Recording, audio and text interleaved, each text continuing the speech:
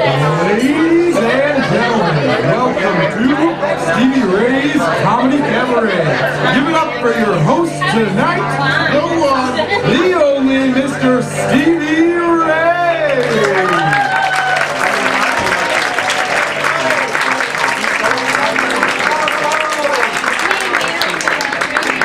Thanks for coming to the Life and Death Comedy Show. Celebrate one while preparing for the other. How many of you didn't know you were coming to the Life and Death Comedy Show? I say that because, yeah, there's a few. Last year we had some people, when we debuted the show last year, who came all the way from Wisconsin. Yes, it's a wonderful suburb of our state. Just off that side of the room.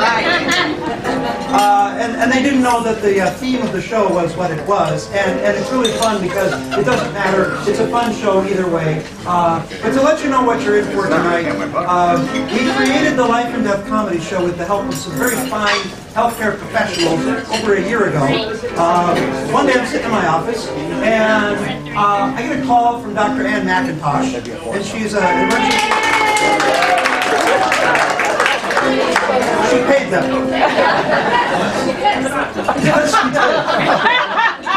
And she said, I'm working with a committee, a team of healthcare professionals that all deal with advanced care planning. And she said, it's all about making sure people are prepared for when the end comes, that they get things done the way they want. And I said, well, isn't that what a will is for? And she said, you fit the description of people who don't know important stuff. Because a will takes care of things after the end, and an advanced care directive or healthcare directive takes care of things just before the end. And she said, but here's our challenge. We can't get anybody to come to our seminars about dying. I said, no kidding. She said, we've seen you die on stage.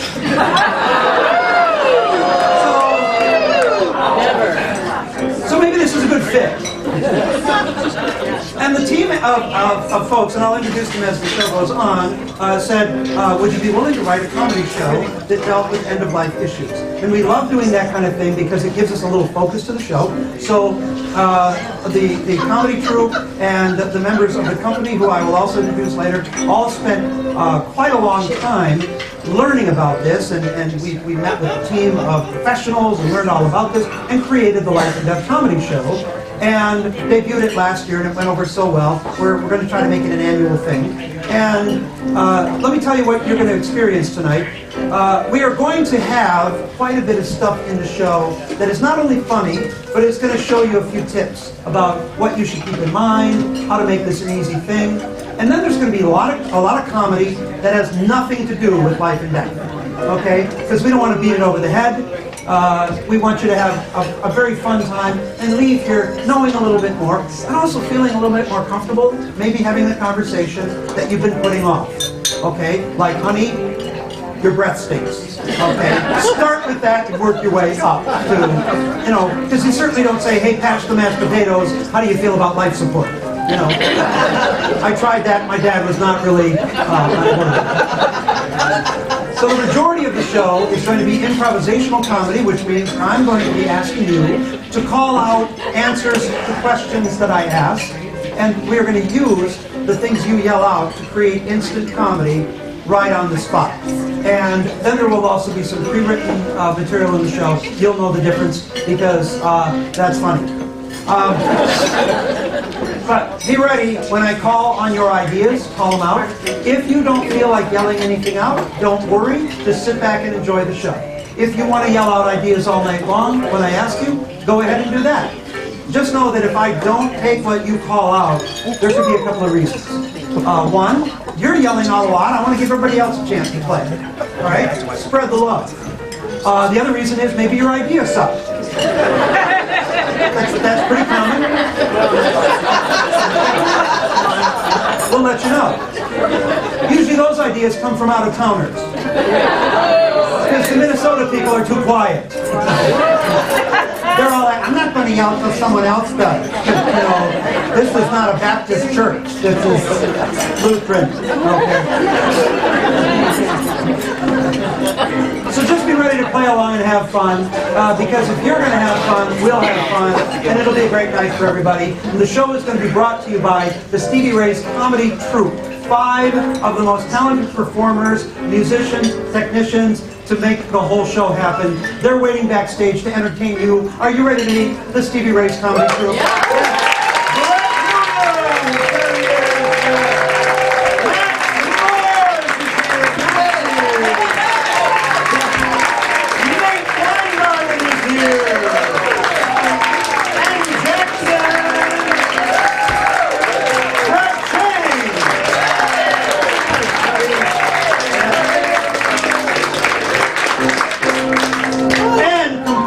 The troupe, our man at the keyboard, Mr. Matt Dorland over there. Yeah. And another gentleman, some of you who were here early enough met as he was doing the before show announcement, our technical director, and also the assistant director of the troupe, Joe Harsted's back in the booth.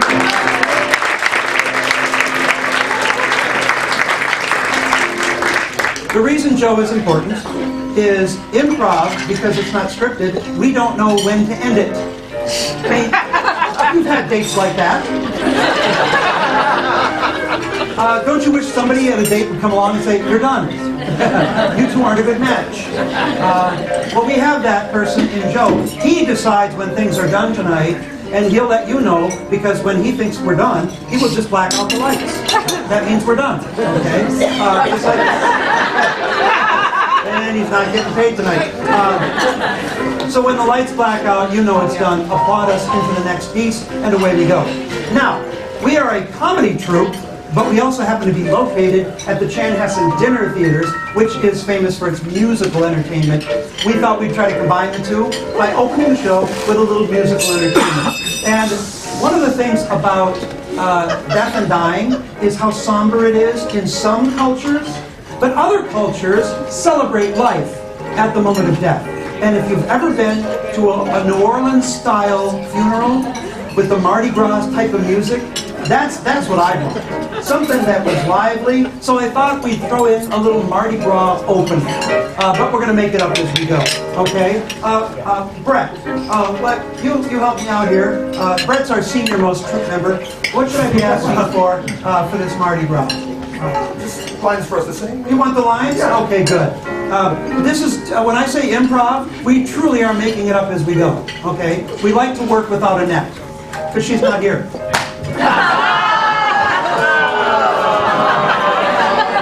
Now you know why my name's on the door.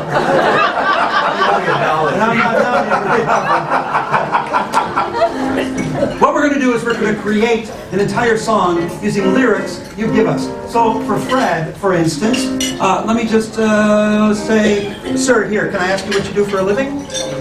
Musician, what kind of musician? What do you play? Play the violin. Violin, so is it classical or fiddle or what? Jazz and blues. Jazz and blues violin. Okay, and can I ask just your first name? Randy plays jazz violin. That's your lyric. Okay? You see how easy it is to put together. So somebody call out a lyric for Brett. And this could be something you make up off the top of your head, or it could be a line from a poem or a movie or a song. What? I saw your hand go up. Did you have one? Okay. Who's got a line or a lyric for Brett? Call it out. My dog died. Oh. Thanks for coming to our happy little comedy show. Yes, this is going to turn into the pet death show now. What's the name of your dog that passed away? Bozer. Bozer? Wisconsin. Okay.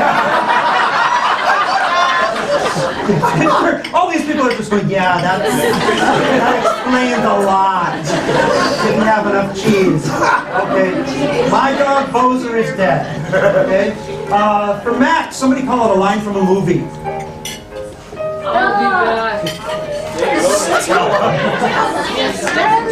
What's that? It's not a tumor. Yes, that was from Macbeth, I think. It's not a tumor. It's a what? Hot dog. Hot dog. It's not a tumor, it's a hot dog. Those are frankly a lot easier to treat. For Nate, give me a a line give me a sentence somebody said to you about you. Like, wow, you're a really good singer, or I can't stand your driving, or just anything that was said to you. You look like you're 12. And you don't look happy. Okay. Your first name? Melissa looks like she's 12. Okay. And she still has wine. The more you drink, the funnier we are. Annie, give me any line at all. I got it. What? Bound to cover a little more ground. What's that? Bound to cover just a little more. Ground to cover. Bound to cover just a little more ground. Wow, that's like a bumper sticker. Those are the long ones that piss people off because they can't read it as they're going by. Bound to cover just a little more ground. What are your lines? Randy plays jazz violin. My dog Bozer is dead. It's not a tumor, it's a hot dog. Melissa looks like she's 12. Bound to cover more ground. Okay, Matt, take us into Mardi Gras time.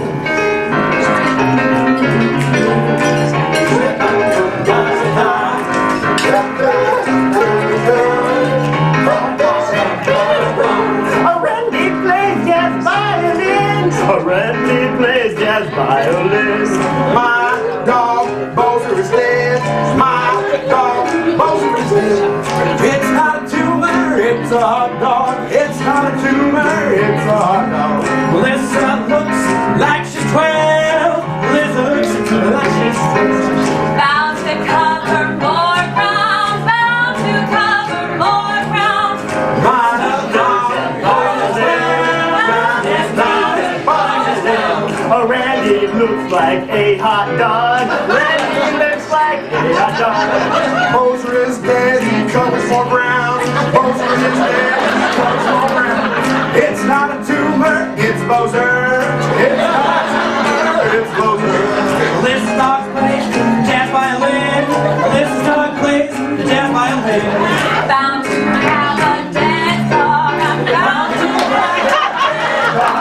Bound to have a dead dog. Bound to have a dead dog.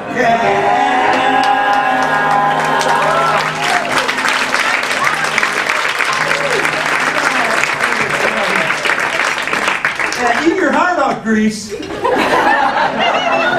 going on the road because we owe money. All right.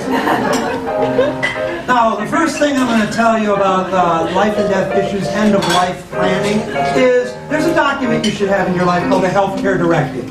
And most people actually don't have it. And what it is, instead of a will, which plans for afterwards, healthcare directive tells everybody in your life what you want to have your end be. Where do you want it to take place? How do you want to be treated? All those kind of things. Do we have that on a screen, Joe? Right there. Fill that out. Now, it looks really complicated, but frankly, it's a lot easier than anything else because you don't have to go get a ton of legal advice or anything else. You fill it out, you share it with people, and it's done. And the funny thing is, a lot of people think that asking attorneys for help is a good idea. Sometimes not, because they're not healthcare professionals. They use language like, if I ever become a burden to my family. Right? I showed that to my wife. She said, "You're a burden now." So trust me. You want to get somebody who knows how to do this. But if you don't have a healthcare directive, a lot of things can go wrong. In fact, here are the top 10 worst things that can happen if you don't have a healthcare directive. Number 10. It's not DNR, it's do resuscitate. Number 9. Yeah, I'm pretty sure Dad would have wanted to be buried in his Zubas. Number 8. Where are our dad's pain meds? Oh, here they are. 1 for you, 2 for me. 1 for you, 2 for me. Number 7. Yeah, his heart can take it. Bring in the strippers. Number 6. Let's pull out his feeding tube now. He could afford to lose 20 pounds. And then number 5, worst thing that could happen if you don't have a healthcare directive. Who called the taxidermist?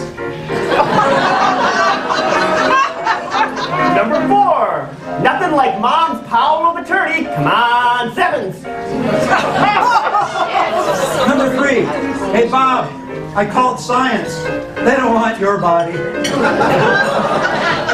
Number 2. I bet you wish you would agree to more alimony, huh? And the number 1 worst thing to hear if you don't have a healthcare directive, Mom didn't say how she wanted her ashes spread. Here, kitty, kitty.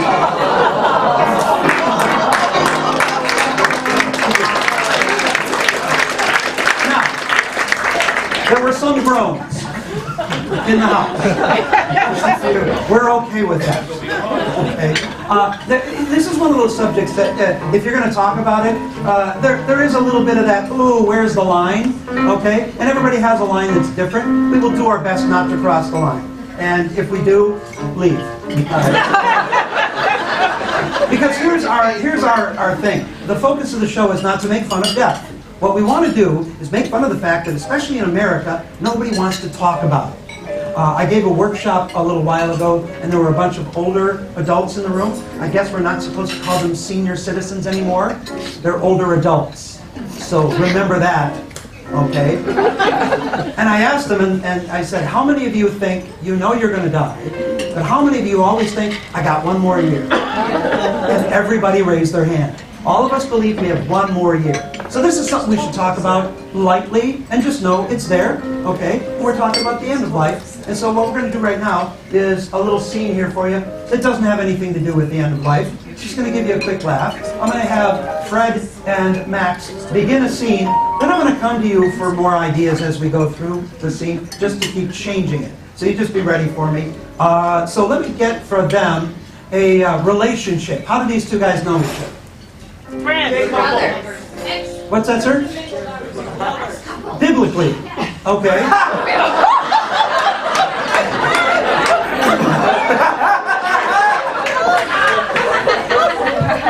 Why couldn't I listen to the Wisconsin side of it?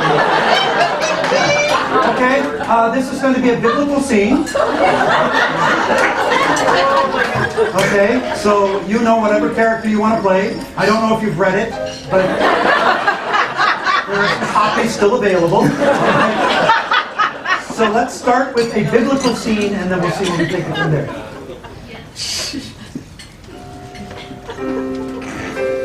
Jeremiah, when you said you wanted to get to know me, I didn't know you meant in the biblical sense. 9 months later, look at me. Oh, Sally. Sally, sweet Sally. This is going to be a beautiful start to the work you have to do. Aw, that's so nice of you. But I gotta tell you, I wasn't ready to be a mother. Oh, let me set down my staff. This is going to be a journey for you and you. But listen, Jeremiah, when you took me behind the sheep, I thought that we were just gonna be making wool or something. We did. Well, who's gonna be? Stop! Freeze there. Let's change it. Thank you for coming to the show, sir. I want to change the style. It's being done biblically now, but I want a different style for it to be performed in. Give me a style. Shakespeare. Shakespeare. Continue in Shakespeare. Jeremiah, thou dost. Be the father of my unborn child. You must know I would never father a bastard child from my own loins. Well, thine loins are much more familiar to me than you might think. All the fruit of thy labor shall be given upon thine world. My world will soon become your world. Our bank accounts shall merge, and we shall live in harmony for 8 to 10 years. Stop! Let's change it. A different style. Ghetto. I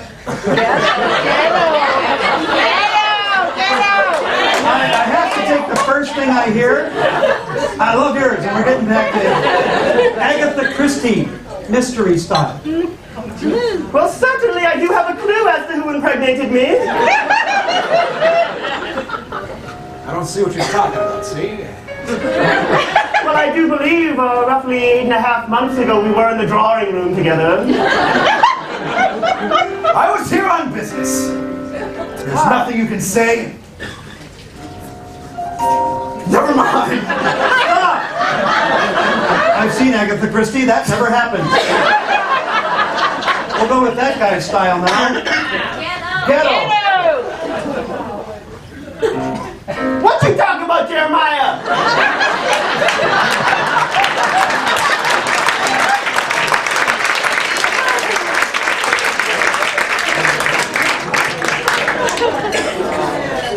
And now we present to you a morbid minute.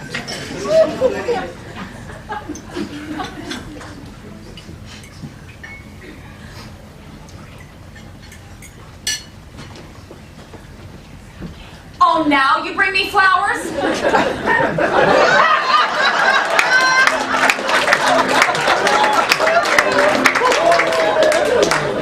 All right, give me out here. Let's see. I would like Brett, Fred, Nate, and Annie, and form a square for me. Okay. Okay, perfect. This is good. Give me a word that starts with the letter T. Train. Train, and switch out here clockwise. Okay, to the left here. Okay, for Fred and Annie, give me a word that starts with the letter R. What's that? Resuscitation.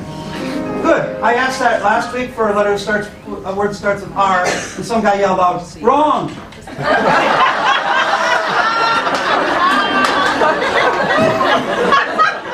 You got to change the lineup of the show after that. Just resuscitation. Switch to the left. Okay, and Brett and Fred, give me a word that starts with the letter D. Dick. Yes! Anything at all. What's that? Yes! Death. Thank you. It's my show, sir. You can go downtown, but that'll cost you more to see that show.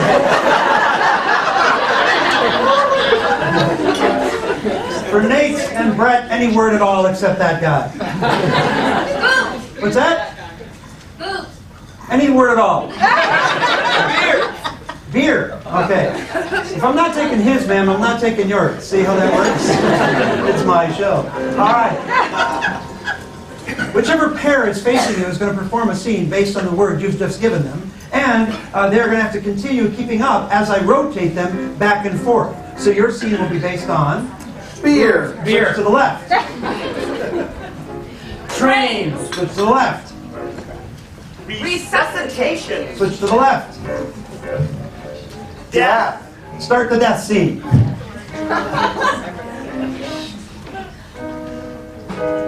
Yep, she's mom's really gone, dude. No, but she's got a smile on her face. You gotta tell me what she said to you before she went. I was in the other room. You don't want to know. Come on. No, I can't tell you this. Look, I took care of you our whole lives when I was your big brother. You gotta do this for me. Tell me what Mom said. She wished you didn't happen. Switch left. Jeffrey, you gotta read this. Liquor stores are open on Sunday. Really? Yeah! It's a Minnesota miracle! Oh my God!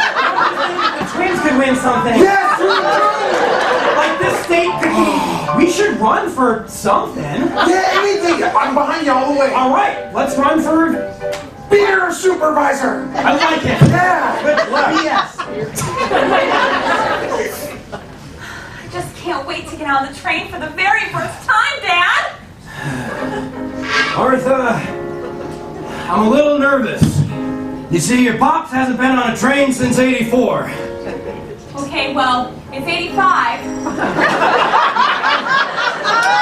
I guess it's fair for me to give it a shot then. Okay. Well, if tickets still work, well, I guess online hasn't been invented yet, so here we go. Switch left. Oh, hey, hot Baywatch lady. I'm having some trouble breathing. I think you need to rescue me. Oh, okay,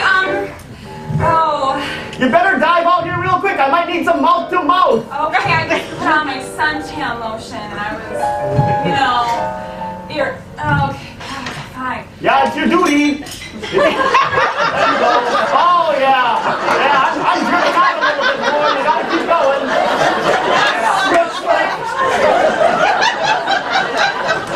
can't believe Dad left right after Mom. Dave! Dave, I can't believe I wasn't in the room! What did he say to you? What did he say? You don't want to know. It can't be any worse than what Mom said! He said, ditto. That's right! Almost there. I feel a little lightheaded. I think you might want to hurry it up just a little bit because I actually can't swim. This may have been a bad idea. That's right. Well, This is better than I thought. yeah. So when does the train start? That's right.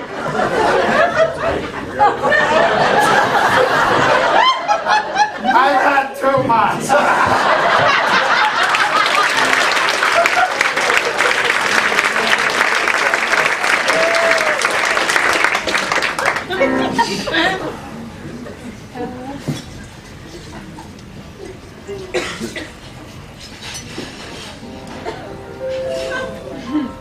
Well, Doc, what is it?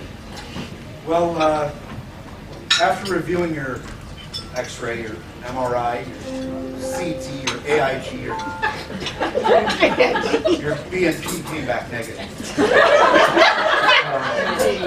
BNP, is that bad? Well, it's not great. Well, how bad are we talking? I feel fine. That's good. That's really good.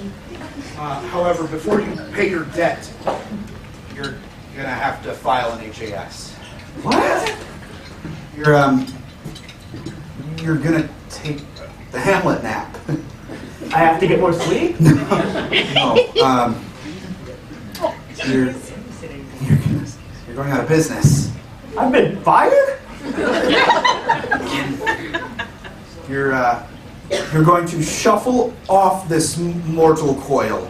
I have to learn how to dance? You're being called home by the boss. Bruce Springsteen! You're gonna play the harp. I don't play any instruments. Just tell me what it says on that chart. You're gonna be a doornail. Become room temperature. Beyond the veil. Gnawing dust. Last breath. You're gonna be buying a farm, count worms. The big fade, you're gonna be giving up a ghost, crossing that final bridge. The big roundup, you're gonna be handing in your dinner pail. You're going to join the choir invisible. Your number is in, your time is up. You're going to become in deep repose with aquatic life. What the hell are you trying to say? You're gonna die. From a broken wrist? What? My name's Dvorak. I came in with a broken wrist. This isn't room 5? Never mind, I'll tell him.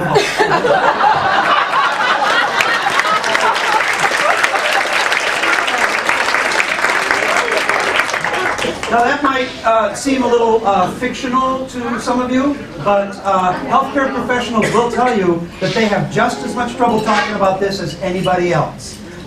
So it's something that you want to make a comfortable conversation with anybody, starting with your family, but then also don't pretend or don't assume that physicians or healthcare professionals, nurses, and everybody else are going to be like what we see on TV.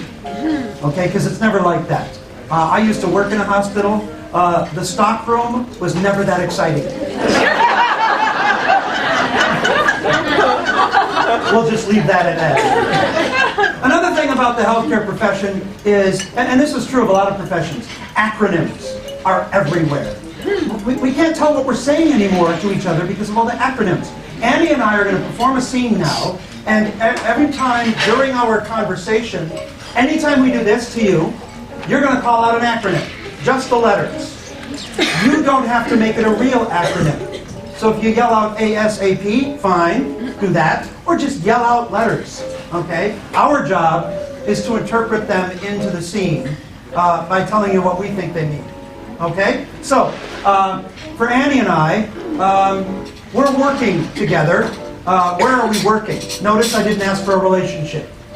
Where are we working? At the airport. At the airport. Oh, so we're pissing people off. Working at the airport.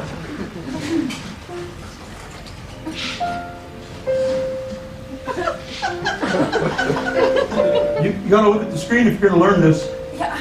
See that one right there? That's liquid. We don't let that happen. What's the magic amount of liquid? I like remember it from school. It was like Jesus, Jesus. You're not gonna get a patch. That's all I'm saying. You know what's really fun? what? I just had the conveyor belt stop for no reason for like 10 minutes. I can do that. Oh, this Oh sounds yeah. If I've had a bad day, everybody has a bad day. yeah. And if they tell me, hey, I don't like this, I just say TFL. AKN. Also kick now, baby, out. Get out. Oh my gosh. So like you're saying that if you stop the conveyor belt, they just have to sit there and wait and like complain, but you Yeah. don't do anything? I don't have to do nothing. I'm government. Oh my god. Oh yeah. So cool. Because when I signed up for this class, they only had it written that we were going to be taking a course in TBY, you know, the transportation by standard yours. It's my standard because I got the I patch. know, I didn't know they meant yours. Me personally. I Oh had no yeah. idea. No, what I mean by me personally is every airport gets to set their own standard. Oh my god. Oh yeah, you go to Albuquerque, they do everything different. Yeah, you keep your shoes on, but you gotta shave your head. I don't know. You know, it's like everybody gets to do what everybody gets to do. They're so worried about the wall between us and what's down there? That other country, Oh, Argentina, I think it is. Yeah, that's the one. They don't worry about us. They're worried about the wall. Oh my gosh. And we got a memorandum once that said, make sure you always BBC. RKO. Rip knives off. You see a guy with a knife? Yeah! Rip right off. You keep it, right? Then I got a stash over here of stuff. You wouldn't look. Come here. Look at the stuff. Yeah. Yeah. Somebody tried to bring a whole DVR through, and I took that. Only I can't program it because it's a special kind of DVR. It's one of those. BBC. It's one of those.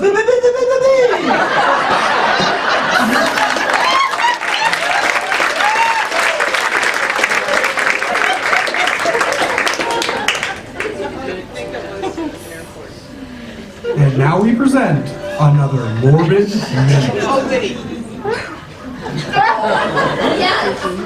I don't think that's what they meant by heroic measures.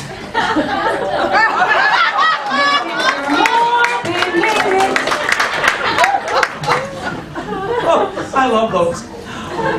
Now, before the show, Joe had a bunch of you fill out little slips of paper. If you could hold those high above your head, give us a little light there. Guys, go out and get your sheets. I'll take these right up front. Okay. What you're going to do is not look at them, and they're going to quickly put them in your pocket. Thank you, sir, for filling them all up. Okay. There we go. You got some in the center. One. Take yours. Okay. A+. You look 12. It's like I'll take that. Here we go. Ready. Just kidding. Now, the performers are going to put these in their pocket and not look at them. So you got yours. Here's a whole bunch for you. Okay, you got those for your pocket. Oh, this is the one who does her homework at the last minute. Okay. Yeah. No, I was sick.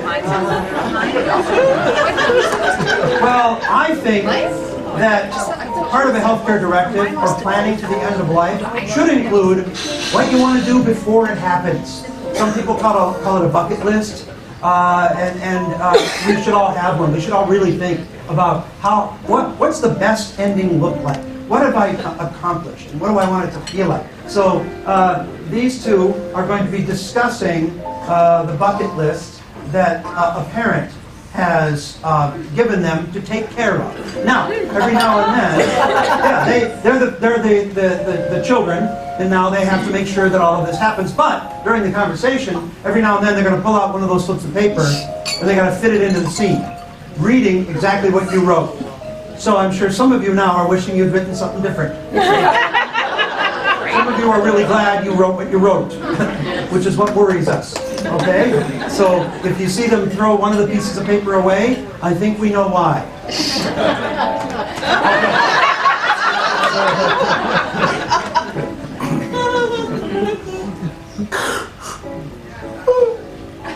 Oh, I'm glad you finally woke up. I had to have the talk with Dad about his bucket list. Oh, James, it's only 1 o'clock. Cut me some slack.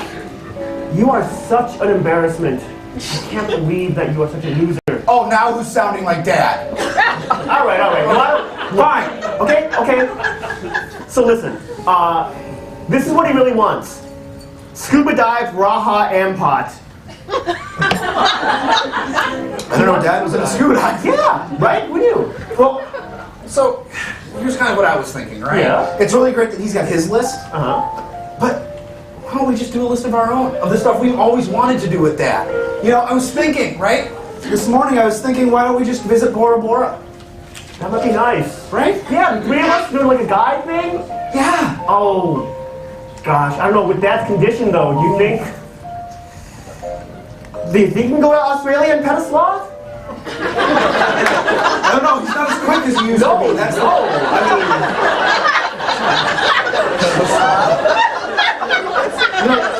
James, I was thinking when they adopted us that they always talked about Dad sometimes constantly cruise around the world. Oh, yeah. It's kind of boring. I know. But I think what Dad really meant when he sat us down and told us that was we should get married and start a family. Because we're not actually grown. We can do it. For our honeymoon, we should totally Ireland. Yes. I like place names as verbs. Right. Yeah. And then after that, we could backpack in Patagonia. Oh my God. Oh my God! How much fun would that? You remember what was it? 06 when we train sightsee through Canadian Rockies? Oh man. I got motion sick and I threw up all over Ottawa. I miss Mom. Oh gosh. Dad was thinking that he wanted to pay some tribute to Mom by visiting Beijing. Mom was Chinese. Right. And I think that's a great idea. While we're there, we could always float down the Mississippi on a small boat.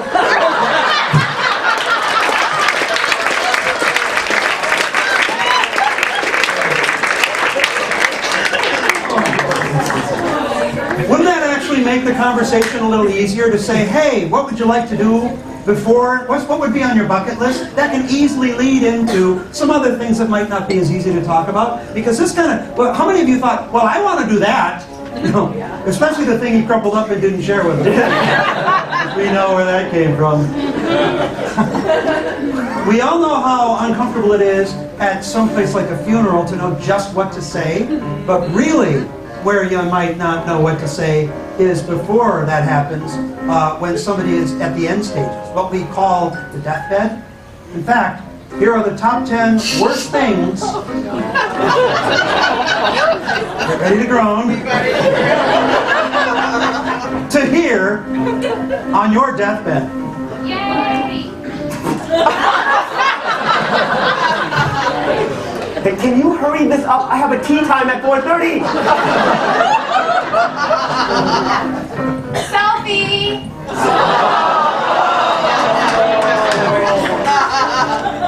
Hey, are you gonna eat that?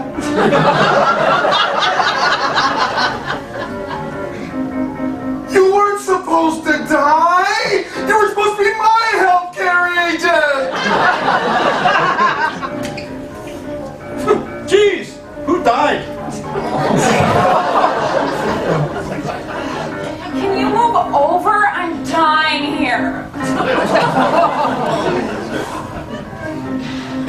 got time for a smoke or?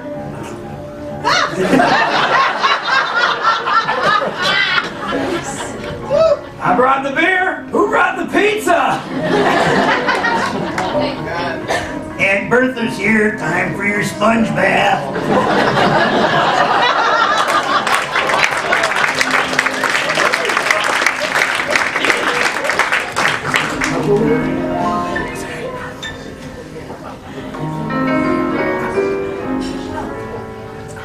And now we present another Morbid Minute. Sir, driving a hearse does not qualify you to drive in the carpool lane. This is your Morbid Minute. All right. We're going to end the first half by playing everyone's favorite daytime game show. Who recognizes this theme? Jeopardy! Thank you, people who don't work during the day. Or pretend to work. No, I'm doing my database, really. All right, Joe, do we have tonight's categories on the screen for us? We do not. All right.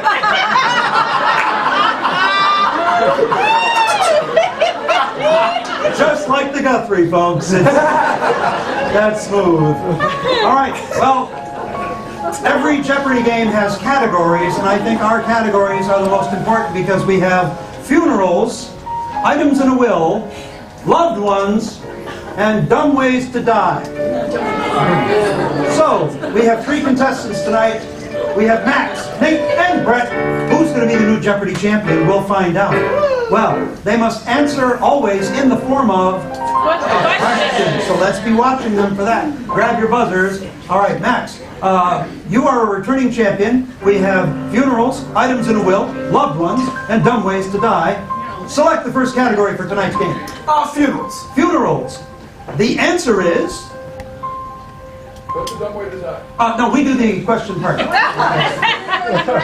What's that? Best funeral. Best funeral. Nate. What is a Vikings funeral after a Vikings game? No, I'm sorry, not the response we're looking for. Best funeral. Max. What was Tupac's first, second, and third funeral?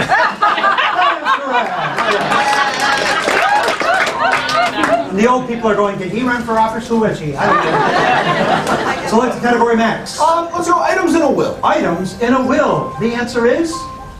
Car. Car. Car. Max. What is you go first? That is not the correct response.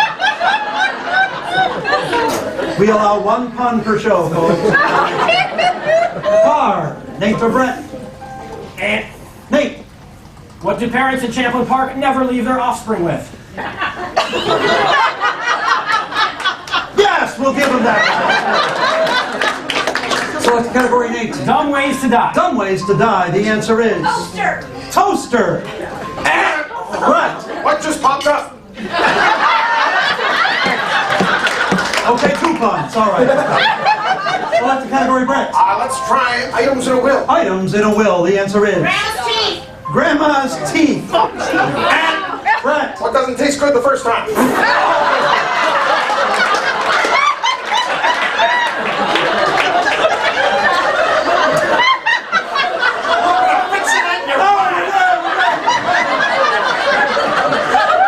We'll give you that if you stop responding anymore. Wedge him in there. Don't get him. Sure. How many are thinking, how does he know? Select another category, Brett. Let's do funerals. Funerals. The answer is... Most popular What's food this? served at a Wisconsin funeral. What was this? The most popular food served at a Wisconsin Popular funeral. food served at a Wisconsin funeral, Max. What is Cheese Whiz? Sorry, too obvious. Brett. What should have a shorter name? You really fought to get that one in there. No, I'm sorry. Nate. Popular foods to serve at a Wisconsin funeral. You don't need to buzz. I already called. A TV with the Packers game on. That's correct. We don't care if it's a question. No, we don't anymore. Because I'm not going back to Brett. Select the category, Nate. Dumb ways to die. Dumb ways to die. The answer is Hokey pokey. the hokey pokey. And Nate. what is the way in which we would like to see Brett die? No, not the response we're looking for. Max, hokey pokey. What shouldn't be played with bayonets?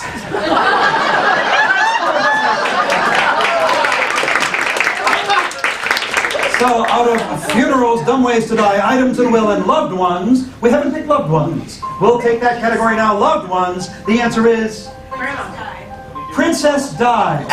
Max. What is the second commandment? No, you're Go backstage. Brett, Princess Di. What is too soon? Boy, they turn on you fast, don't they? Nate, Princess Di. I already called you.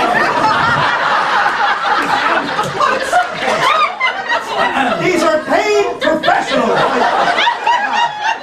They actually practice on the regular. Princess Di. What do princesses do to their shirts during arts and crafts time? That's correct. Yes, put it down. Don't touch it again. Oh my God, this guy hasn't smiled once. He's over here saying, I thought Grease was different. I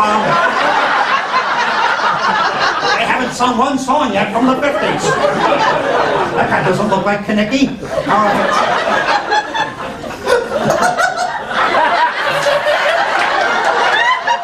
Grease, no, don't. Good Lord, no one needs to see that. That brings us to Final Jeopardy, thank God. All of our contestants are going to wager everything they have based on one Final Jeopardy category. That category is... Sex. anything at all. What's that? Roadkill. It's my show. You're thinking, how about you know about roadkill? You're going to go into this round completely tied because I forgot to keep score. Under the category of roadkill, the answer is... Squish what?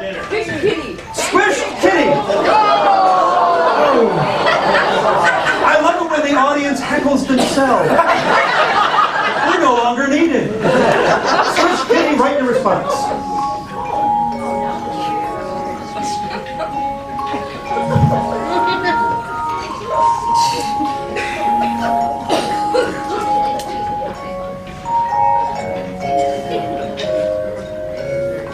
Thank you for that lovely rendition, Matt Dorland. All right, it's time for Final Jeopardy. Under the category of roadkill, Squish Kitty is the final answer. Max, your response. What has been compared to knowing that guy biblically? No, I'm sorry, not the response we're looking for. However accurate it might be. Nate, your response to Squish Kitty. What do college kids eat when they can't afford ramen?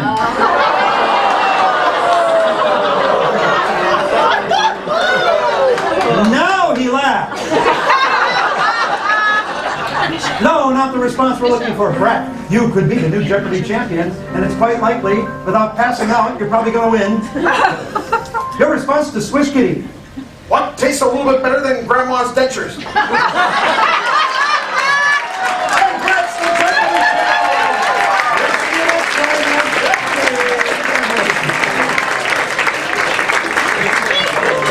Ladies and gentlemen, we'll now have a quick 10-minute intermission. Make sure to like us on Facebook for a chance to win 2 free tickets to Come On Back.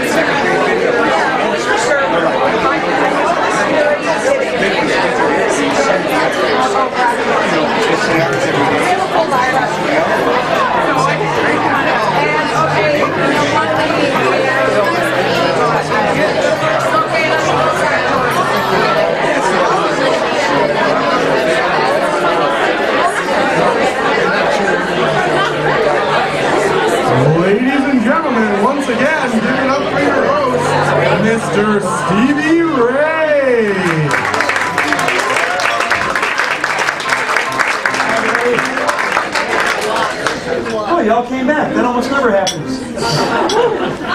As Joe mentioned before the show, anybody who went on the internet and liked the Stevie Ray's Improv Company Facebook page might have their name drawn for 2 free tickets. So Megan Brostrom. Right here. Here we go. 2 free tickets for you. The fun thing is that, as you can see, the show changes every night because we get different ideas from the audience, but we also have dozens and dozens of improvs. So you might not see the same improv from night to night. So come back, bring a friend. It could be this guy or anyone else you want. You know, it doesn't have to be a white guy. Okay. He's giving me that not funny smile. Like I said, we got a lot of tutoring and education from a team of healthcare professionals to help us put this together, some of which are here tonight, some of which aren't. I already mentioned one of them, Dr. Ann McIntosh. It's right over there.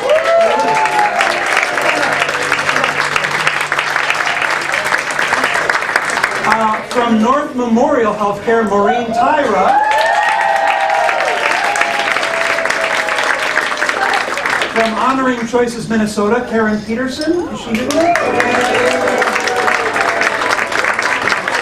Honoring Choices is a nationwide organization that does exactly what it sounds like. It makes sure that your choices that you want for end of life are honored. So you can work with that organization, and they will walk you through this kind of thing, easy peasy, lemon squeezy, as my little girl likes to say.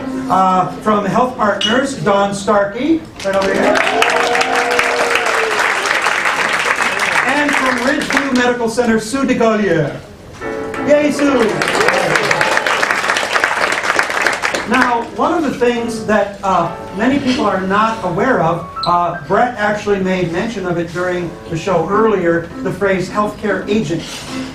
People are pretty familiar with having an executor for a will, or I don't think they call it an executor now, they call it something else. I think it's the title, the person stuck with the job.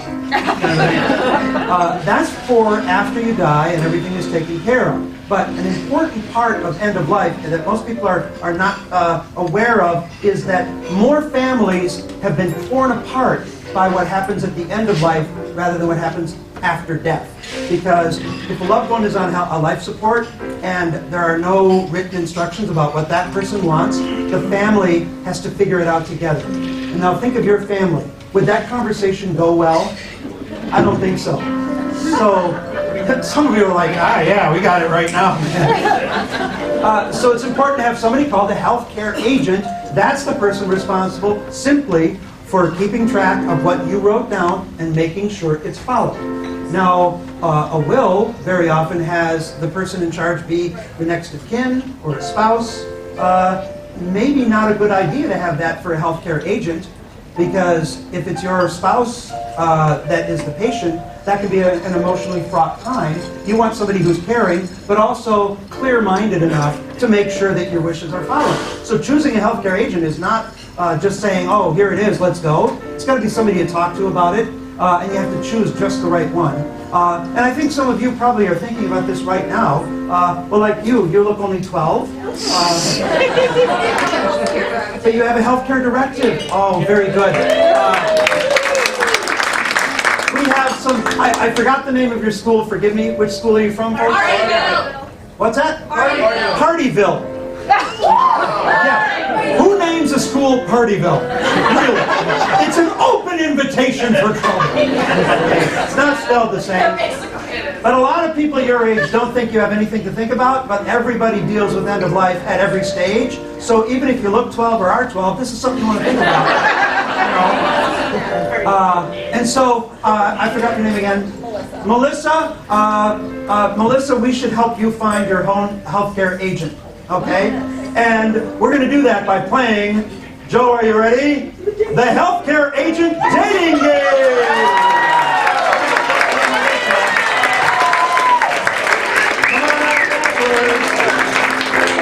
Stand right here for a second. Okay, Melissa, when you come back, you're going to be choosing your own healthcare agent from one of our 3 fabulous bachelors. Now, Annie here is going to take you out into the hall. And you're going to get to review these cards and go over them so you can be prepared for the game. You go right out that way, and we'll call you back in just a moment, Melissa, to play the healthcare agent game. I, of course, would be playing the part of Jim Lang, and you only know that name if you're old. All right, they're closing the door. Now, the reason we had Melissa leave the room is there's no reason to have her leave, right? Well, when she comes back, these aren't just regular bachelors that she's going to choose to be her healthcare agent. They are famous people. You are going to assign them who they are. They have to answer the questions she asks in that character. She's going to have no clue who she's asking these questions of. So, for instance, Nate here, give me a pop figure that's Justin Bieber. Okay? I think we'd all want Justin Bieber as a healthcare agent. Now, Fred is a character from the 80s era. Burt Reynolds.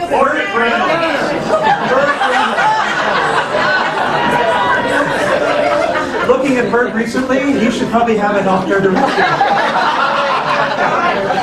And don't ask Sally Fields to be the agent. Brett is a long since historical figure. Gandhi. Gandhi. Wouldn't that make the best healthcare agent ever? We're going to make sure your wishes are honored. You know? You're done. Okay. It's my show. I get to say what I want. All right. So they will have to answer the questions as Justin Bieber. Burt Reynolds. Gandhi.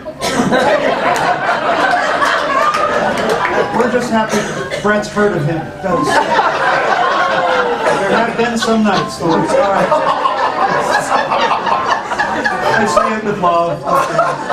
Well, let's call Melissa and Annie back in by very loudly on the count of three. Hey, come back. 1, 2, 3. Hey, come back! All right, ladies and gentlemen, let's welcome to the stage our bachelorette, Melissa!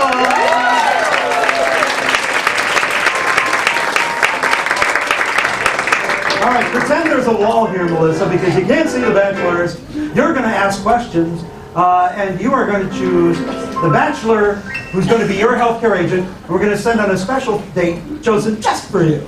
All right? So the first question, who is it to? All of them? All right. Is it to all of them? It's to all the bachelors, so read the question out. Let me make sure you can be heard here. Sorry. All right. Here we go. Okay. Go ahead. The most important quality of a good healthcare agent is the ability to speak for me if I cannot speak for myself. The problem is, family members think they know what I would want. How do you handle pushy family members or friends? Bachelor number 1. How would you handle pushy family members or friends? Baby, to handle pushy family members, you gotta look them right in the eye. And you gotta take control, and you gotta say, it's my time.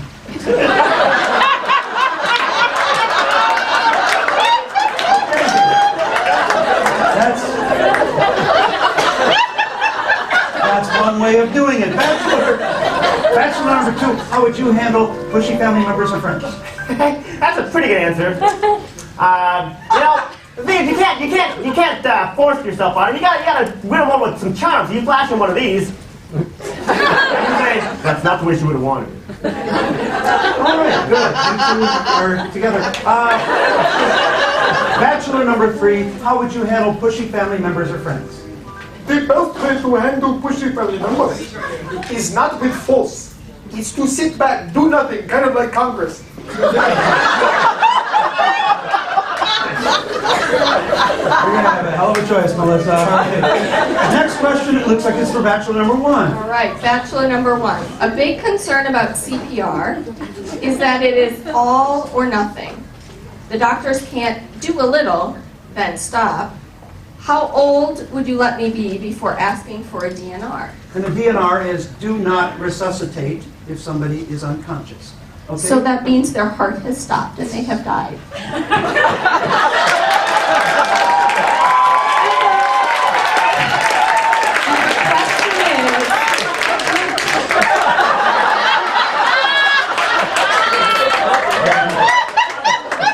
Not a seminar, Melissa. Please find bachelor number 1. How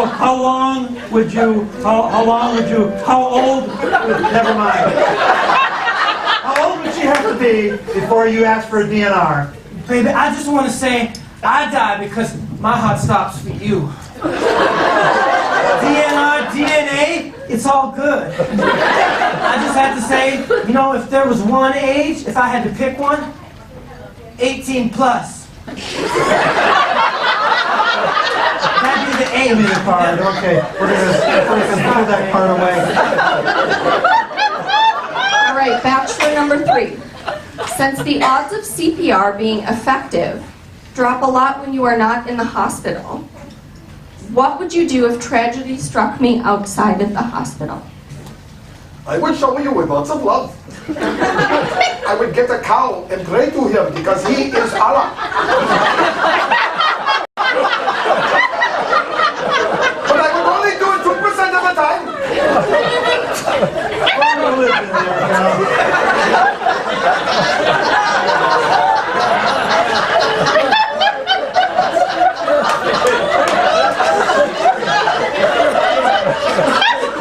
We're gonna buy him a book. Big book. Go ahead. All right, bachelor number 2. Yeah. If I want to be kept pain-free in my final days, how do you keep me pain-free? Oh no. Well, baby, I got 2 words for you. This guy and this guy. You just lay your head right there and it'll be softer than any pillow but harder than any rock. Or a dilaudid drip.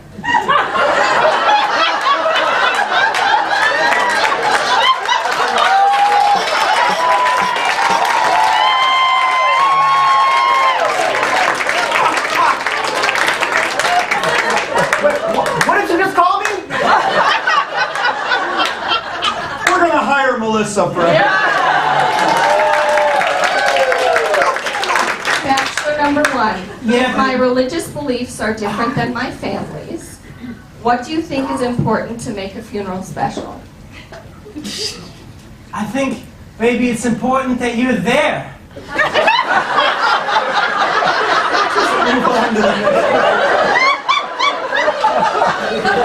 But no one's surprised at the answer, right? Go ahead. Bachelor number 3. If I still haven't decided between burial or cremation, that's not true. Where do you think it is the best place to scatter someone's ashes?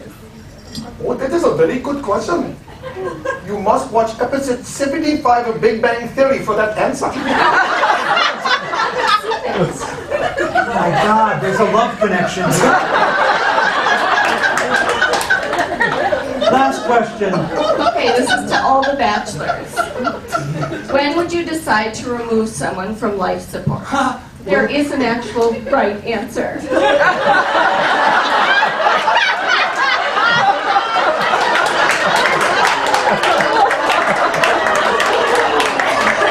Okay, bachelor number 3.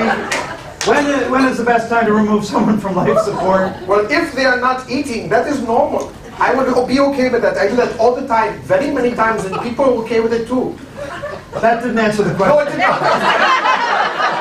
The best time is when you talk to the rest of the family members, and you know if it is okay with them, do not ease into tension. Let tension dissolve around you. Not funny, but accurate. Yeah.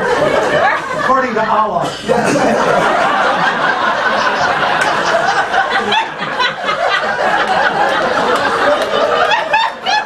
We're also going to buy him a map. Cover all the bases.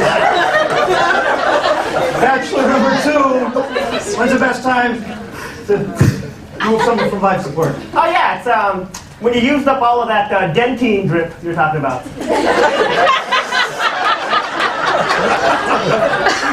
Alright? That's my answer? Bachelor number 1. When is the best time to remove someone from life support? Baby, it doesn't matter when you pull the plug, just as long as afterwards you say sorry.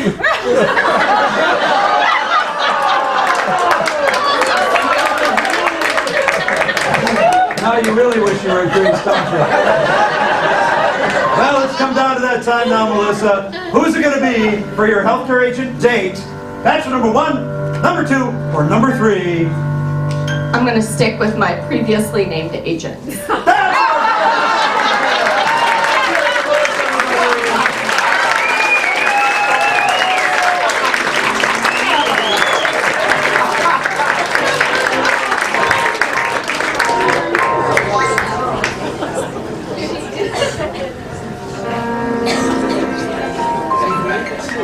And now, another morbid minute.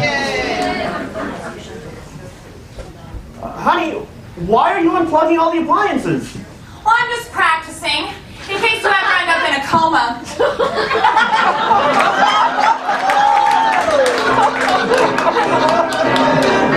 All right. Well, we learned a little something that last time, didn't we? We learned Brett needs to go back to school. Okay, let's set the issue aside right now. We're going to just do some fun musical entertainment for you. We haven't really challenged Matt at the keyboard tonight. We're going to do that right now. What we're going to do is ask in a moment for you to call out a made-up title to a song. And don't call out a real title, make something up. So don't yell out somewhere over the rainbow or anything like that. Just any few words that sound like they could be the title to a song. When you do that, Matt is going to have to use his imagination and create music that perfectly fits the title you just called out. And one of the performers has to come out and sing an entire song that follows the music and fits with the title you called out. This is when I usually sit out. Oh, this is really one of the hardest improvs we've got. So, if you were to write a title to a song, or write a song itself, what would the title of it be? What's that? Shiny fishes. Shiny Fishes. I never actually met Prince. What was... I never actually met Prince. Well, that's good, but we're doing a comedy show. We'll have a discussion after the show. Oh, that's your suggestion. Okay. I'm going to take that one because it is timely. I never actually met Prince. You got some inspiration on that, Matt? Yeah. Okay, good. Ladies and gentlemen, the debut of the song, I Never Actually Met Prince.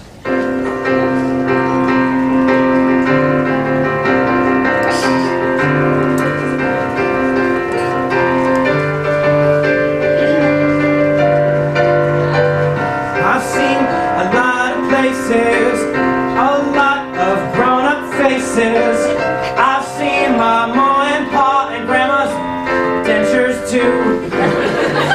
But here's the thing I got a song for you. I haven't seen Prince in a few years or two. I've never seen Prince's face. I've never been all over the place. I don't know what to do. I'm such a disgrace. And so are you.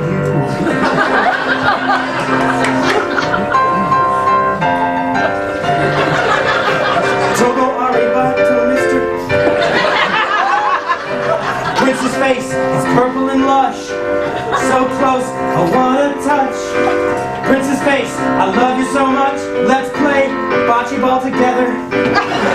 I miss Prince every day. Hey, I wasn't born when his music was popular, but okay. Doesn't matter. Anyway, I miss Prince's face so much. So much faces, so many places. I can't breathe. I can only believe.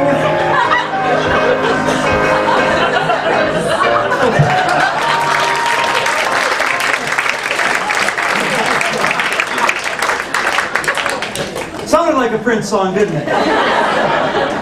Right up there with Raspberry Beret. It kind of had that same vibe, didn't it? Let's go back to the lecture from Melissa, shall we?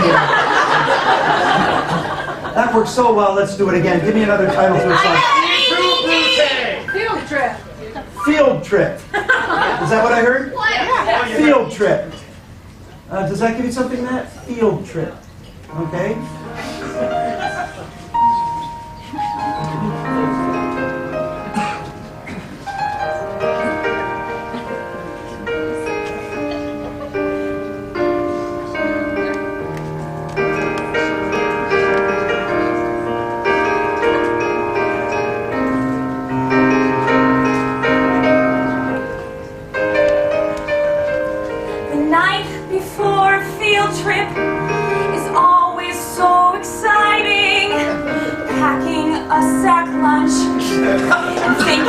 about the Science Museum. Oh, the night before field trip. So exciting. You sit there with your eyes open wide, thinking about what you're gonna see, because field trip tomorrow. I got a field trip tomorrow. I'm gonna go and touch the fishes, and then I'm gonna step on those musical stairs, because I got my field trip tomorrow. The night before my field trip, I put in all my chocolate. My mom looks at my lunch, but I keep the chocolate. Tomorrow is my field trip, and everyone looks at your lunches. You can't get a hot lunch, so Lunchables it is, because I've got my field trip tomorrow. Yes, my field trip is tomorrow.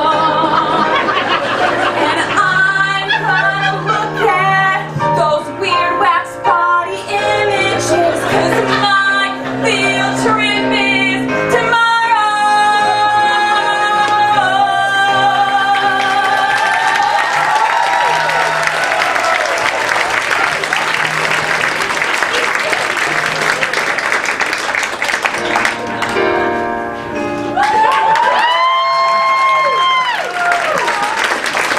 Who needs upstairs, huh? I'm actually sitting over there. I think I saw this in a show once. Oh, we're gonna do one more. One more song title, please. I got Okay, we're gonna take what they yell out, because all I'm hearing is, okay. I can imagine the bus ride your chaperone. Young lady, what are you trying to yell out and try to be enunciating this? Oh, I have ADD. I have.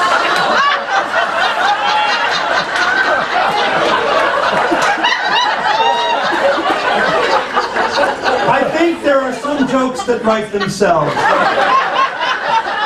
And how is it that Brett is going to be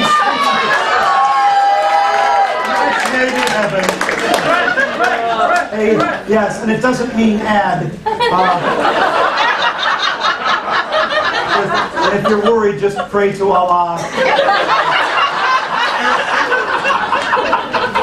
Ladies and gentlemen, one of the most appropriate songs we've ever done. I have ADD.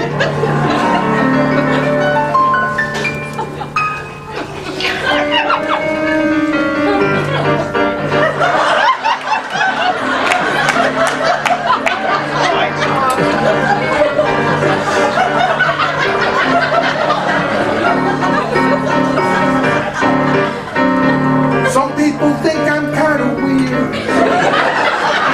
Some people think I'm kind of tall. I think I really need a beard. What I really need is Adderall.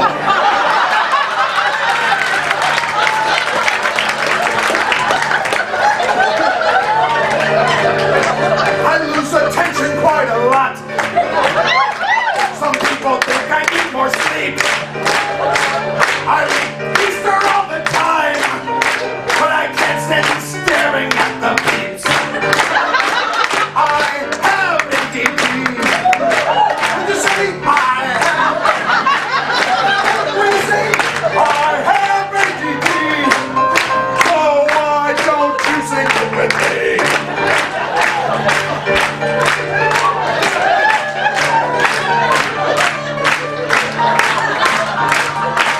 I think you like to clap a lot. I think that guy is making me smile. And all the time I sing, I forgot what I was gonna say. I have ADD. Sing with me! I have ADD. You too? I have ADD. Oh, next time, sing it with me!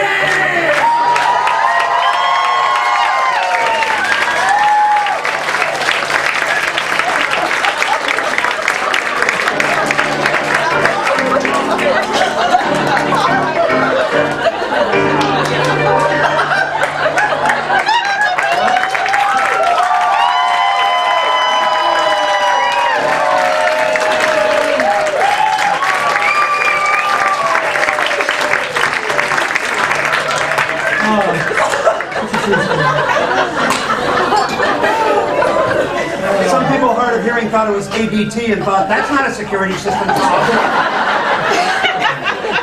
I can't believe you're clapping at I have ADD and you groaned at the top 10 list. So we'll give you another. The top 10 worst songs to play at a funeral. Number 10. Ba-da-dum, bum, bum. Oh, another one bites the dust. Number 9. And she's buying the stairway.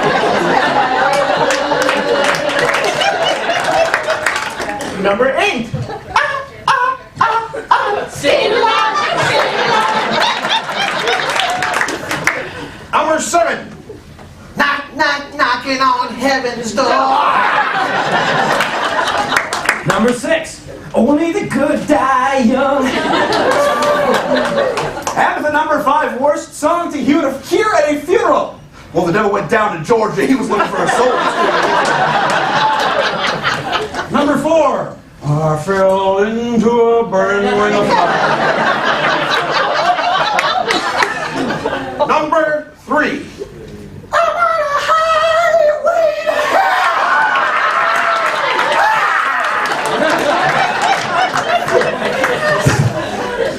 Number 2. Ding dong, the witch is dead. And the number 1 worst song to have played at a funeral.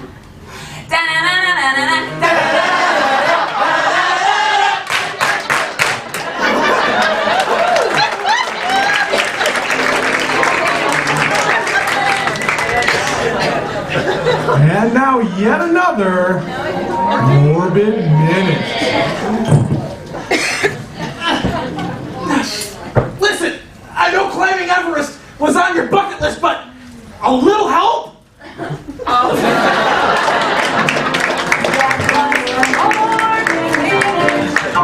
All right.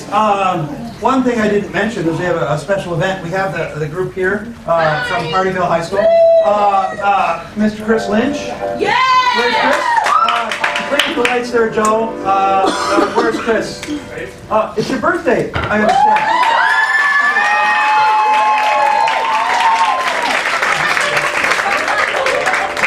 What have you done special for your birthday other than chaperone this group here? This is it. Did you hear the exasperation? I lost the paper, scissors, rock.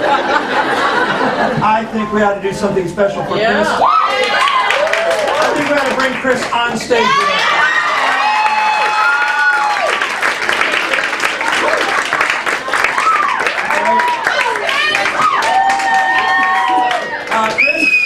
Of all the students you have with you from your high school, which one is the least amount of trouble?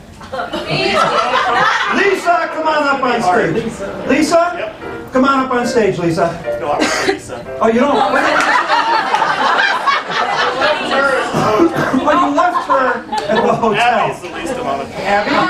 Abby, come on up.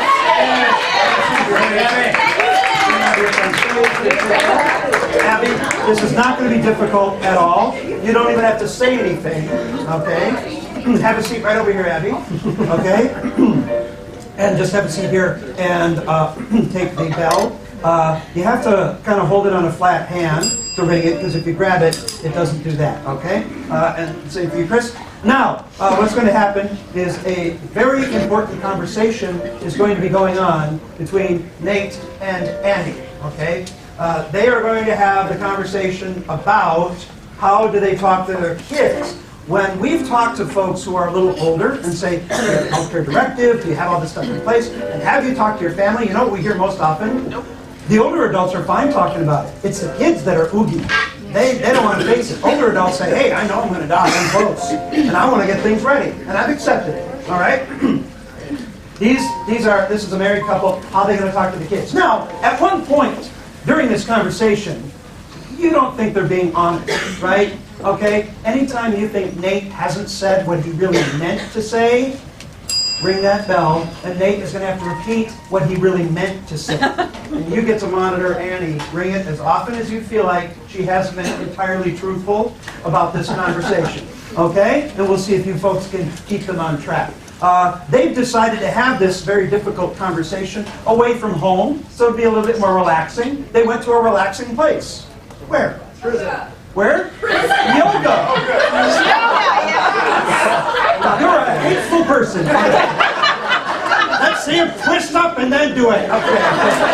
All right, you are at a yoga studio. You're at a yoga studio talking about how you're going to bring this subject up with your children. Go.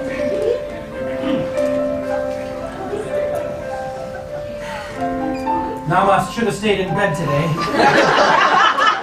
Nama, watch Netflix instead. Oh, I forgot the pre-meditation prayer. Me too. Kind of reminds me of something. What? Well, I was just thinking, you know, you and I have been married for 42 years. 41, but okay. Oh, I round up. So anyways, I just thought, you know, our kids are kind of getting, they're going to graduate high school and they're going to move on to things. We started late.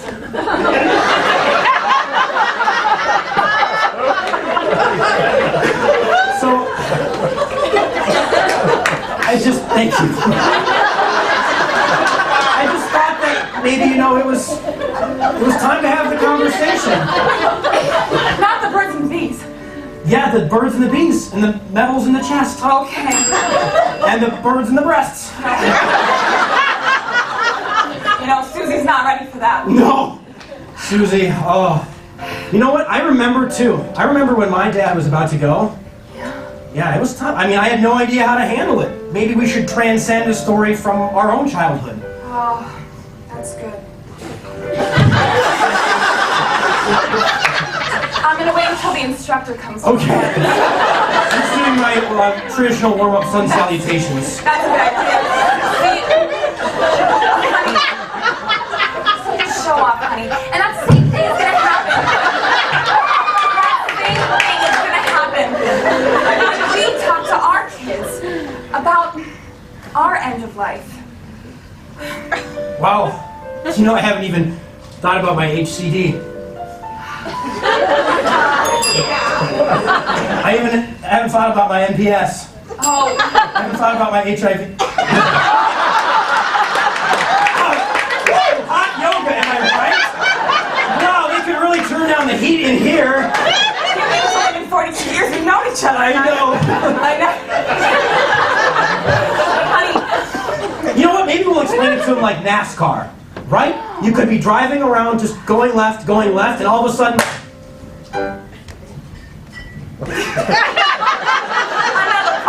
Another car could hit you. Anything could happen at any time. They need to think about accidents, you know? Like anything could happen, like any accident you could think of. Oh, like let's say a squirrel jumps out and you really want to save him. Or like you eat too much ice cream and you forgot you're lactose intolerant. Or like you were driving down the road and all of a sudden you forgot how to drive. ADD. Or like you were in hot yoga and you got stuck like that. Or you were stuck with that.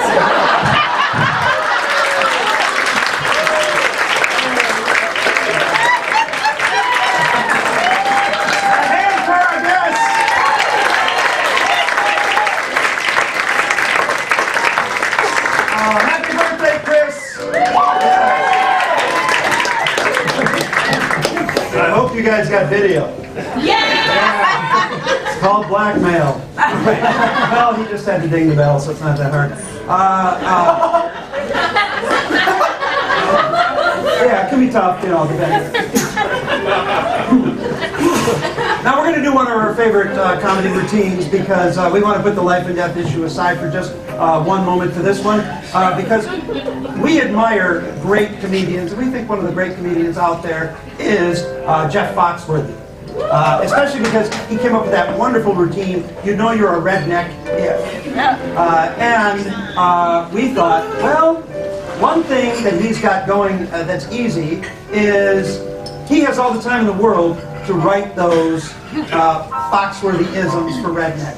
So we thought, you know what, we're going to challenge ourselves and come up with them right off the top of our head. So you are going to call out, instead of a redneck, you know you're a fill in the blank, and we got to come up with the one-liners just like that. We'll show Foxworthy. Not yet.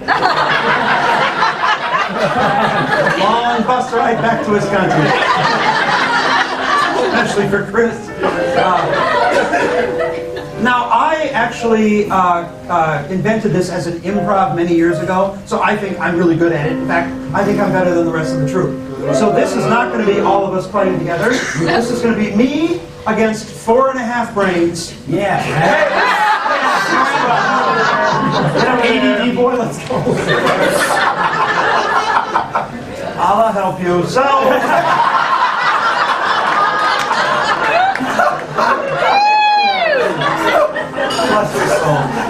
Joe in the booth is going to decide which team gets the point, me or the troupe, for each one of the ones we do, and we'll do several different themes. Okay, remembering Joe, of course, that I pay you. So instead of a redneck.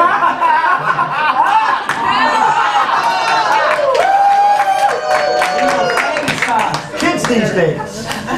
Instead of a redneck, you know you're a Teacher. A taxi driver. Taxi driver. FN! Nobody wants to talk to you because you always question it. Think about it.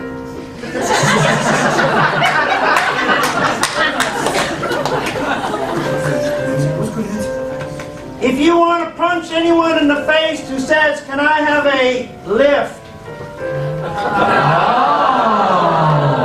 You might be a taxi driver. Fred, come on, Fred.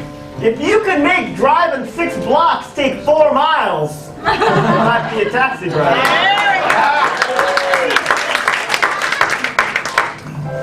If you've lived in this country for 1 week, but you know it better than people who have lived here for 20 years.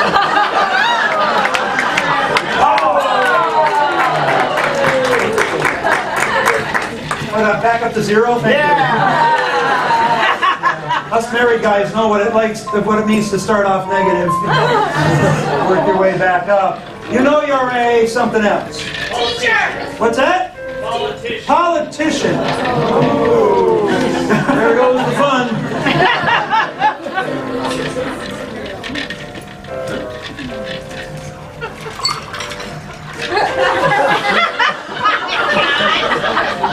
If the thought of getting into heaven never crossed your mind.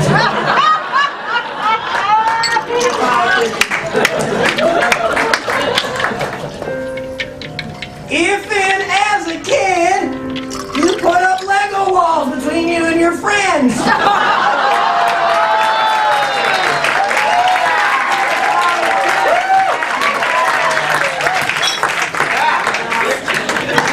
If when you lied as a child, you called it alternative facts.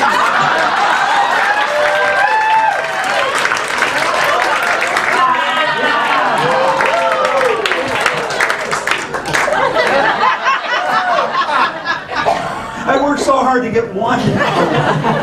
You know you're a social worker. Let's pick on those people. Trying to help the world, man. You think you're hated almost as much as Wisconsinites. He might be a social worker.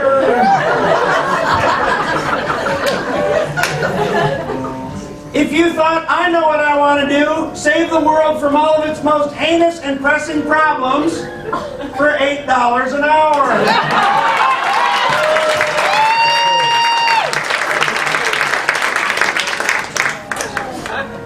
Even most people think you're only 12.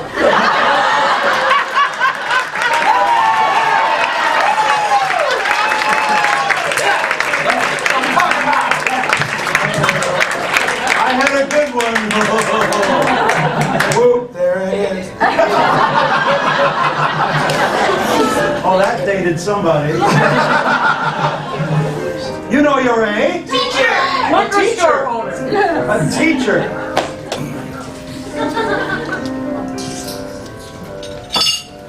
F-hand! Bill Nye was your hangover cure.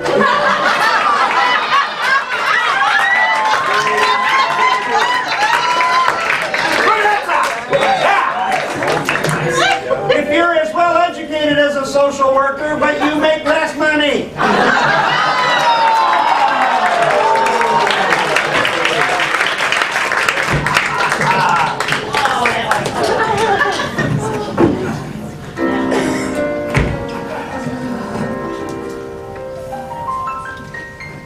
And now we present you with your final morbid minute. Bob from accounting. We need to figure out ways to cut down on electricity costs here at the hospital. Any ideas, Doc?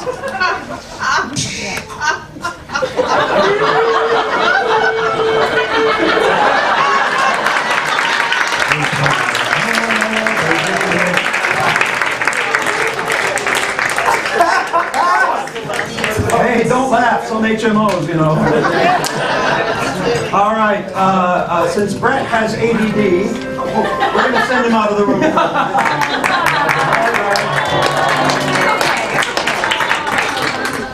Now, everybody hopes. Close the door so you can't hear. Very good. When Brett comes back, he's going to have to figure out a lot of what you are about to give us, which is why we're sending him out to the soundproof men's room. You flush a lot, you can't hear. Everybody hopes that when the end does finally come, they are met well at what some people believe are the pearly gates. So he is going to be St. Peter at the pearly gates, and all of these people have passed on. And he's going to have to figure out who is coming to the pearly gates. So, for Max, who is showing up at the pearly gates? John Wayne. John Wayne. John Wayne showed up at the pearly gates. John Wayne, since John Wayne has already passed on, this would be a second round for him. Which is good, which is fine. You know, get a book. Brett study together. He's coming back around the second time because he died of something different than the first time. What did he die of? Alligator attack. Yes. Okay, John Wayne died of an alligator attack.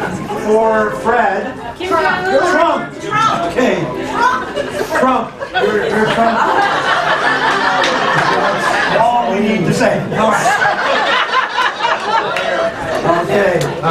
Nate. Dolly Parton.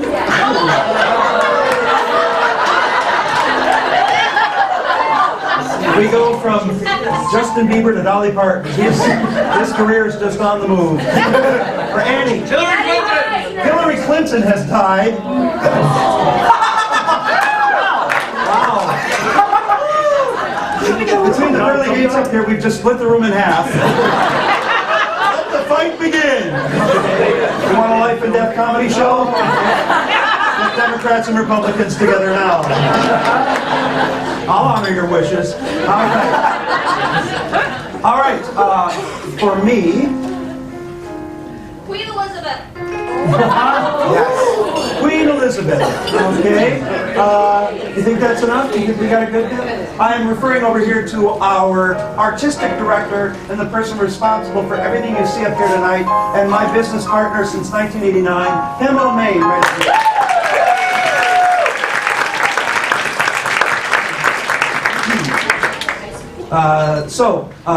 You are going to have to keep track so you can follow along. So here's who's showing up at the pearly gates. I'm John Wayne, and I died of an alligator attack. Donald Trump. I'm Dolly Parton.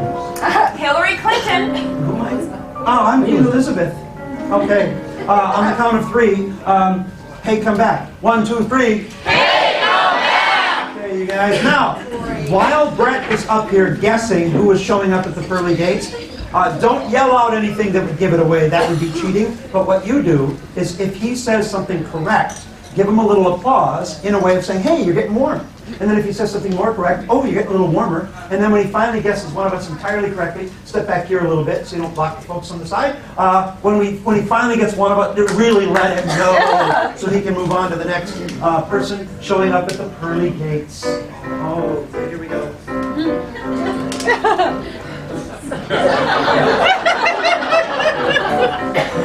Oh, my pearly gates have a doorbell.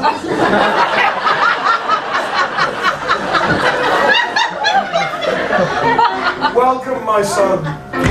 So glad I could make it. Thanks for being here, John Wayne.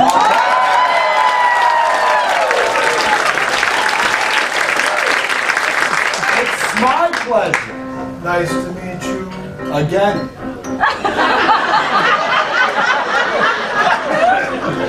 Okay. How may I help you? I'm wondering if you have food. Inside here, you have anything to your heart's content? I'm looking for something that could be at the state fair. We've got plenty of cheese curds, corn dogs, or candy bars on a stick.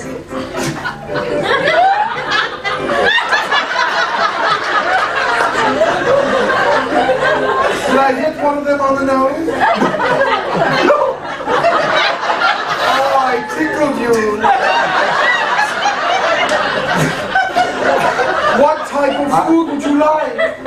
Well, it's You not. don't gain weight behind here. I am talking. Okay. It's not the food in particular. It's how I got here. Oh, how you died. Again. You died. You died from food. I was trying to make food. Oh, a funnel cake. This food fought back. Oh, and now it's number 2.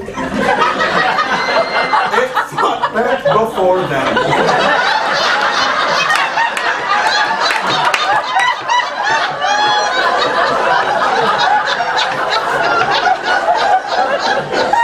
Oh, I have someone else who used the back door. My daughter. And thank you. Thank you for having me. Oh, I I'm happy to be here. Thank you. You're Hillary Clinton.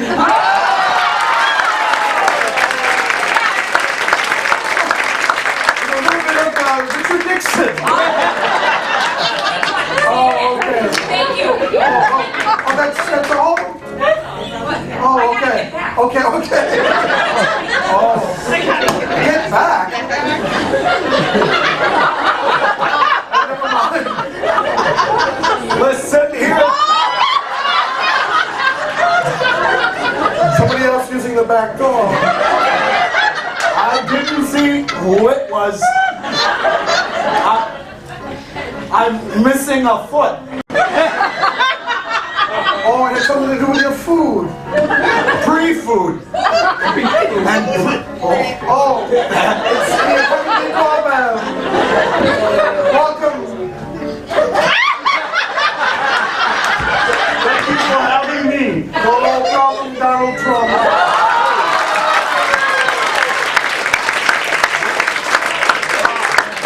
I guess I came up the wrong way. I'm supposed to go down.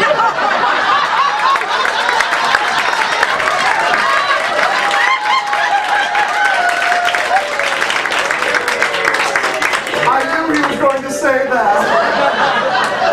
Peter, this is God. Oh, that's my boss. I'll let you take it. Wait, no, I'll put him on speaker. You know what? I'll talk to you later. After a while, crocodile. Well, God sure is a silly son of a gun. No, he's just an Elton John fan. I do like Elton John. Oh, you did? Yeah. Yeah, you know. Crocodile Rock. Yes. Yes. However, You were bitten by a crocodile. it's close cousin. A croc. You're giving me a load of crock here. Alligator. Yes!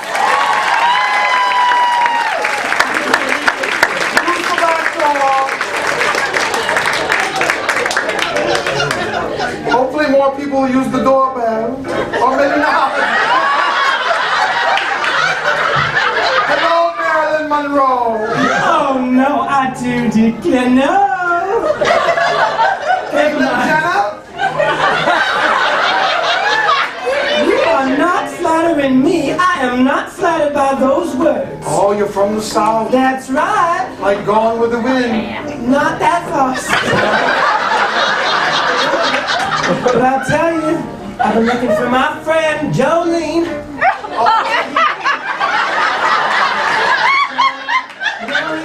Jolene.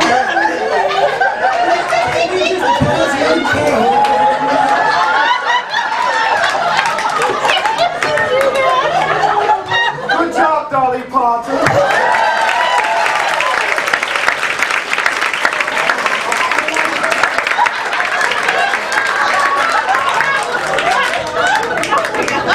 Where's the beef?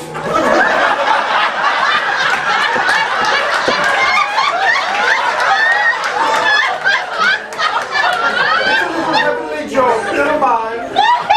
Welcome to We are not amused.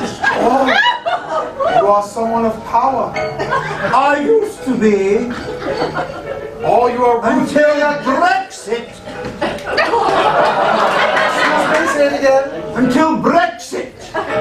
So I decided to exit. Why wait around to see what that mess will produce? I understand. Alliances are only as good as the parties involved. And this is not a party, let me tell you. You are not a happy person. No, I haven't been for a long time. You look very famous. Well, I should hope so. Mother. Don't touch me. I am everyone's mother in a way. Oh. Yes. Your Mother Nature.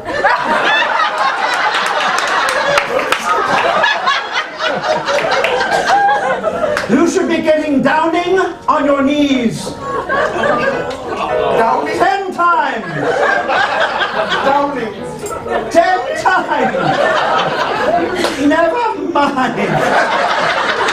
Get a book.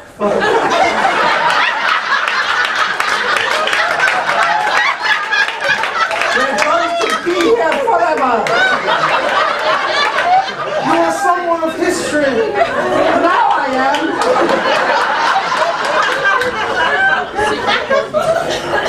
I command you to let me in. I know very important people and I am one. I command you. You command? I command. Now let's think of who might give a command. You are a genie.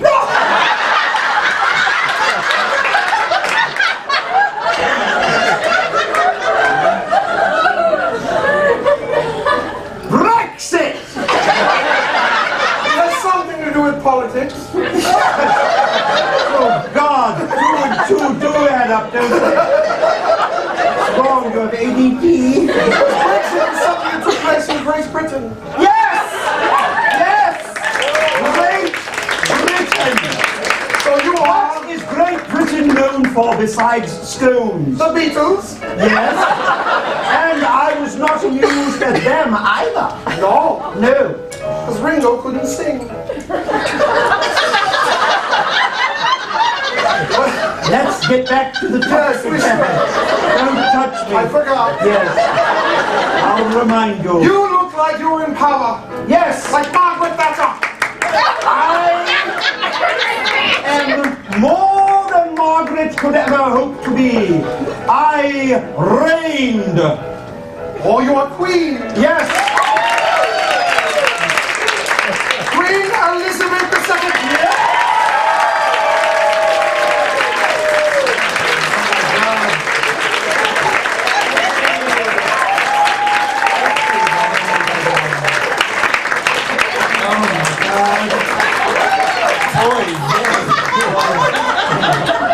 We are never doing that again.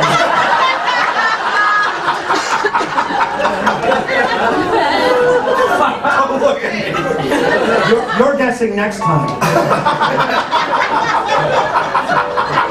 Fred's graduated 8th grade, so.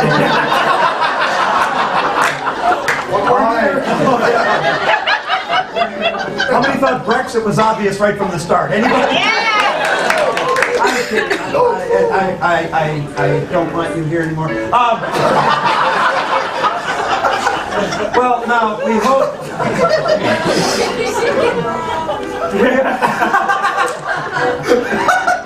He's still going. This is not Greece. We hope we've given you some stuff to think about, having some conversations, and getting things in writing. How many of you here, by a show of hands, have a healthcare directive? Okay, quite a lot. Oh, yeah. Now think about this. When's the last time you looked at it? Because things change.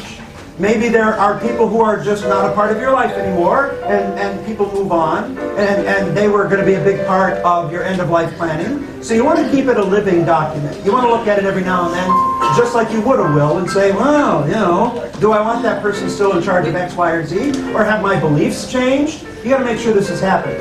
And if you don't know anything about this, just go on like the Honoring Choices Minnesota website. There is free help all over the place. It's very simple, and we hope you have this conversation with family and friends.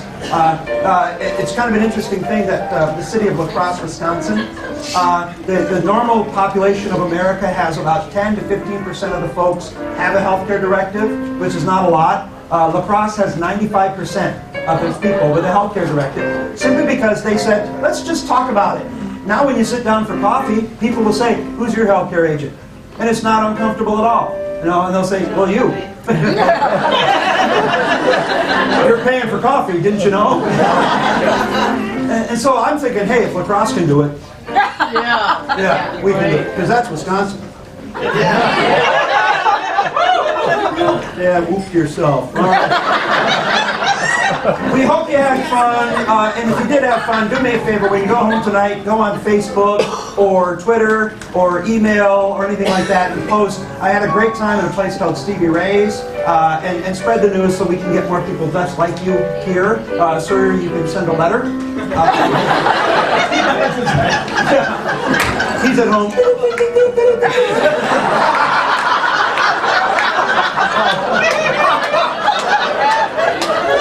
Tell everyone, Fluffy.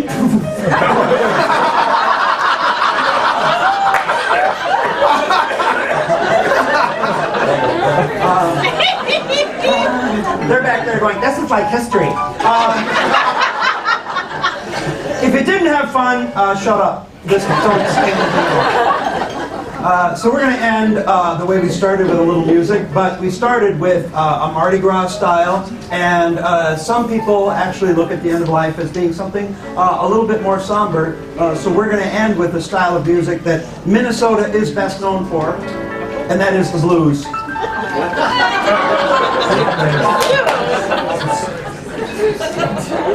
Yeah, the South stole the poker from us, and we stole the blues from them. So, what would you like us to sing the blues about tonight? Chris having a birthday? Yeah, okay. We're going to sing the blues about Chris having a birthday. What else? Anything at all? What's that? Pajamas? She has been quiet all night. And the one time she talks, pajamas. She's really thinking hard. Yeah, this is what I wanted to get out tonight, no matter what, pajamas. Yes, the whole table is like, let's not bring Mom anymore. I'm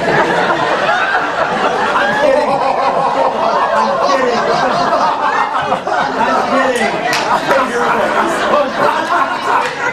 No, I know it's a good table because he wore his good cap.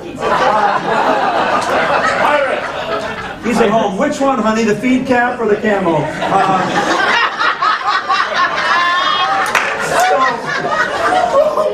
What's the bug? Yes, there are no refunds. So we got Chris's birthday. We got Lady Pajama over here. Another friend. What's that? Friendship. Let's sing the blues about that. What's that? The twins. Finding one thing. we can be blue about. All right, you got enough to work with here? Yep. All right. You ready to kick us into some blues here, Mr. Matt?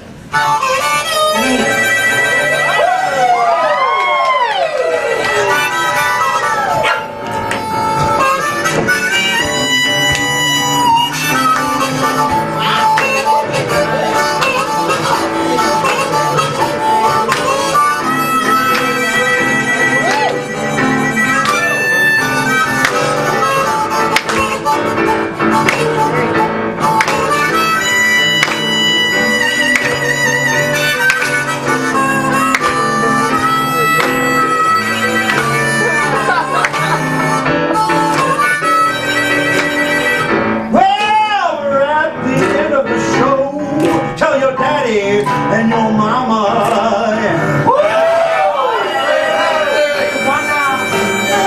We hope we gave you some comedy, maybe just a little drama.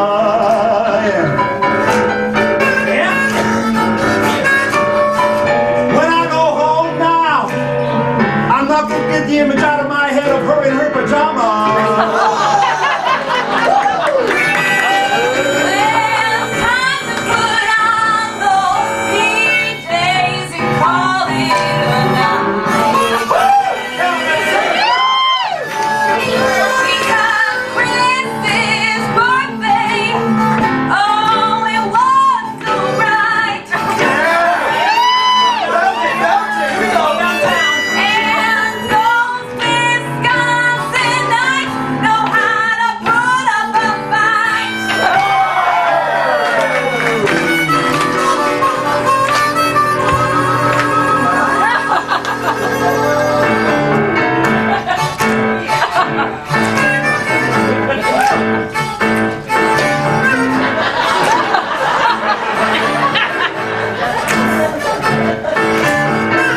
Lady wears her onesie, she's in bed. She'll even wear it anywhere, even when she's dead. Here's the thing about Chris's birthday, it's going down as long as you are turning 12.